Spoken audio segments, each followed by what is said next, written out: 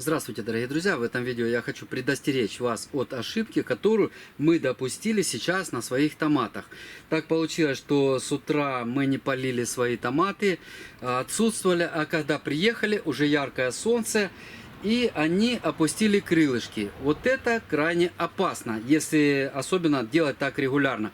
Друзья, взрослые растения томата, после того, как мы высадили их в грунт, не должны испытывать дефицита влаги и питания.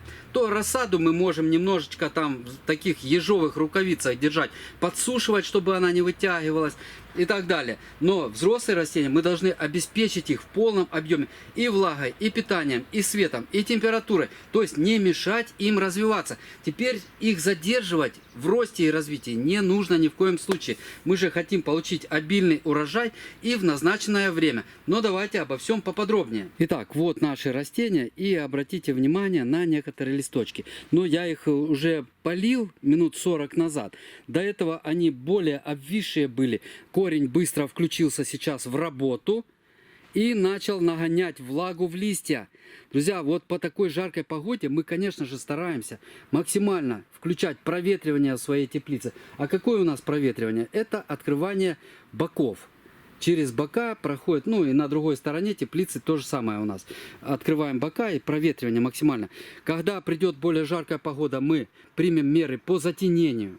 Сейчас у нас, по сути, только один из первых солнечных дней, поэтому, конечно, мы не затеняли. Вчера дожди, еще грозы были, и погода была весьма холодная. Но резко наступила жара. Поэтому растения, как и мы, собственно, не подготовились к этому. Друзья, вот выращивая рассаду, там пересушивание, последствия пересушивания можно восстановить очень быстро, потому что расстояние от корня до верхней части растения, молодого растения, небольшое. По мере подрастания растения путь влаги от корня до верхушечки существенно удлиняется. И не способен корень прогнать нужное количество от низу до верху, потому что сосуды, сечение сосудов здесь ограничено, а растение требует много влаги и сразу. Для чего вообще влага растения? Ну, конечно, все знают, что растение потребляет минеральное и органическое питание из почвы только лишь в растворенном виде. То есть вода нам нужна для того, чтобы питание растворилось в этой воде. Затем вода нам нужна для того, чтобы поддерживать давление в клетках, ну, в листьях, в стебле, да. И одна из немаловажных целей, которую играет, или ролей, которую играет влага в растении, это регулирование температуры растения. С помощью испарения влаги из листьев растение понижает температуру в случае жаркой погоды. Если же влаги не будет в достаточном количестве в растении, то растение не сможет ее испарить и не сможет охладиться. Если растение не охладится и примет температуру свыше 45 градусов, то в нем начнут происходить необратимые процессы, которые приведут к структурным изменениям внутри растения. И растение может даже погибнуть, либо у него начнется какое-либо физиологическое заболевание. То есть это не инфекционное заболевание, а заболевание именно из-за того, что оно неправильно развивается из-за условий выращивания неподходящих. Вот в чем опасность. Поэтому, друзья, если вы ожидаете жаркий день, то как минимум с утра до наступления обеденного времени проведите полив своих растений. Ну вот сейчас эти растения мы полили до 1,5 литров воды под одно растение. Молодые яблочки, им надо много влаги. И если растение за час жаркой погоды испаряет стакан влаги, то в первую очередь оно будет испарять эту влагу. И только лишь по остаточному принципу оно запустит остатки влаги в развитие кистей.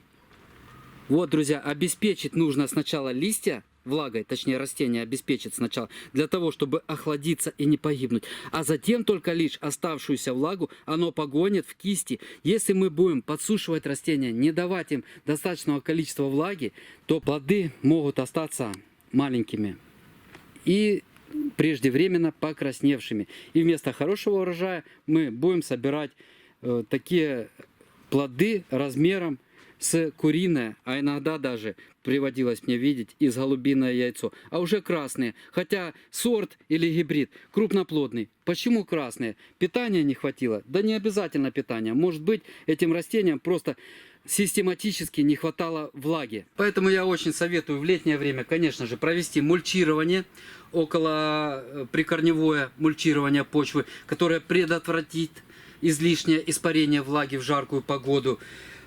Затем полив проводить в утреннее время до наступления жары. Вот сейчас мы сделали уже полив, провели поздновато, но у нас ситуация неординарная. Мы бы провели утром, но не имели возможности. Одноразовая стрессовая ситуация по нехватке влаги не приведет к фатальным каким-то последствиям, потому что это единовременно и кратковременно. Но если так делать регулярно и долгосрочно, то растения результата никогда не покажут. Какой бы это сорт ни был, какие бы подкормки мы ни старались провести по листьям, либо под корень. Друзья, без обеспечения растений в достаточном количестве влагой никакого результата мы не достигнем. Спасибо за внимание. Желаю вам крепких, хорошо развитых растений. И вам, конечно же, лично крепкого здоровья. Всего доброго. До свидания. До новых встреч.